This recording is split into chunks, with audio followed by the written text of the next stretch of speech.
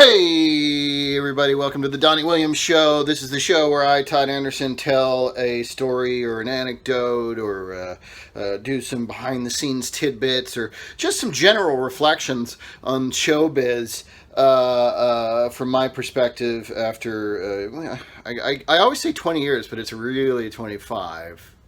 Quarter of a century I've been doing this for money, and I do the show because Donnie Williams, a guy named Donnie Williams, said, "Hey, you should do a show where you tell stories about acting."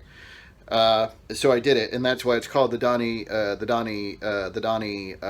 Williams Show. I guess one of the classic things that I get asked is, how do I get into acting? How should I pursue it?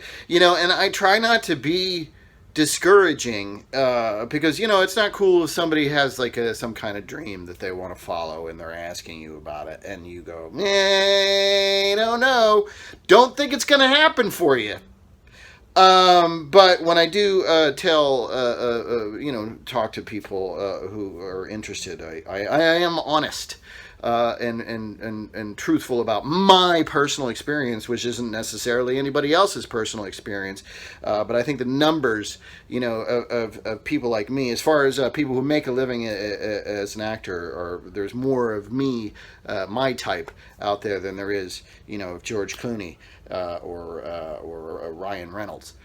There's more of me, and even more people who are not getting jobs at all, or even auditions. I mean, that's the truth. And if that's discouraging, but this is the thing. Like, if you really want to be an actor, you got to figure out like what kind of sacrifices you're going to make, because you're going to have to, and you have to really love acting. And really, what you need to love. I mean, what I fell in love with first was the movies. So whatever storytelling medium that you like, that's what you got to fall in love with. You want to be a part of it, and it's got to be an actor. So you got to be dedicated. And you could tell, like, when you're young, how genuinely, unwaveringly obsessed with showbiz that you are. You could tell when you're young. Here's a story. This is before I became a professional actor. I was in high school. at the time. And an important tidbit, at the time of this story, the Boston Celtics were the NBA champions, and they were, one of the top teams, in the 80s all the time, So anyway, all my friends, there was a new Freddy movie. I wanted to see every movie that came out. It didn't matter genre. I wanted to see everything. At the time, I wasn't a huge horror movie junkie. I am now, obviously. But I liked them, but they did scare me. So, I was hesitant. But all my friends, they wanted to go to the new Freddy movie. And this Freddy movie was part 4. Nightmare on Elm Street. What the hell was it? What's the fourth one? Because the third one's the Dream Warriors, and the fifth one's the Dream Master. What the hell's the fourth one called? Shit, I've seen it 1,000 times. Anyway, it's Nightmare on Elm Street Part 4. It'll come to me later. But anyway, so we went to a theater in Natick, Massachusetts.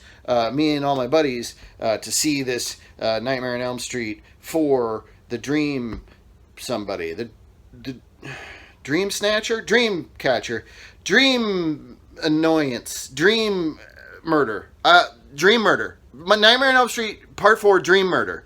That's what it's called. No, it is the Dream Master. It is the Dream Master, because the fifth one is the Dream Child, and then it's Freddy's Dead, and yeah. So it is. It's Nightmare on Elm Street 4, the Dream Master, or maybe Murder Dreams. It's not the point. Point is me and all my buddies, we went and we got in line at the box office. This is opening weekend, so it's very crowded. There's people everywhere. It's very exciting. It's Friday night, it's opening night. So we're in line, and all my buddies, and we're, I don't know, what was I, 16? 16, I'm 16. Too young to get into an R-rated movie without an accompanying parent or adult guardian, as the rules state. But all my friends who were the same age, they got a ticket. And I got up there, and the old lady giving people tickets said, whoa, I'm going to need to see your ID. And I was like, oh, man, I don't have my ID with me. And she's like, well, I can't let you in. You look too young.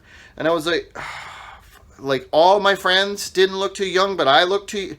God damn it. And so I was fucking mad. And I said to my friends, well, I guess I'll just wait out here in the parking lot for you to enjoy the movie.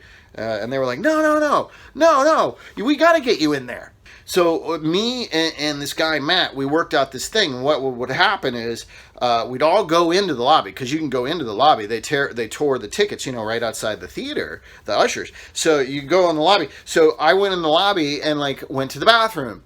And I had to go to the bathroom, and all my friends went into the theater, had their tickets torn, right? And then my friend Matt, he came back out after he'd gotten his ticket torn and sat down to go to the bathroom. So he went to the bathroom, handed off his ticket stub to me. Then he immediately went back in so the usher would remember him, and he could just go, hey, how's it going? And I'd show his ticket stub. And then I had the ticket stub, and I got in to the movie. It worked. It was a scam that worked. And we got in there, and I sat down. And we were in the middle of the theater. It was perfect. And then just as the movie was starting, this crew of people came in and sat down right in front of us. And the guy who sat directly in front of me was so ludicrously tall that I could not see the screen, and had to spend the whole movie going back and forth like this, the whole movie. And I'm cursing this guy, and I'm so mad because I went through so much trouble to sneak into this movie, and now I can't see it because this giant guy is in front of me. And then after the movie, we're out in the parking lot talking about, this is a pretty good Freddy movie.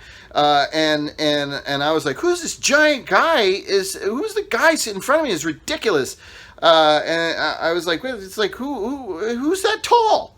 And then we watched people coming out of the front door of the theater, and oh my gosh, there was Robert Parrish, the center for the Boston Celtics, who apparently is a huge horror junkie and liked weed.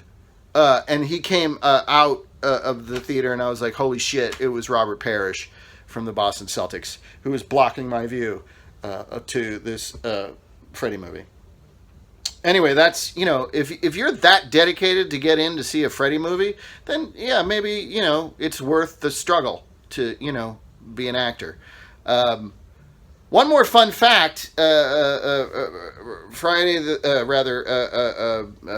on Elm Street Part 4, The Dream Master, was directed by Rennie Harlan, who produced the movie called Blast from the Past, which was my very first theatrical job. I don't know why I told you that. This has been a Blursh production. Blursh.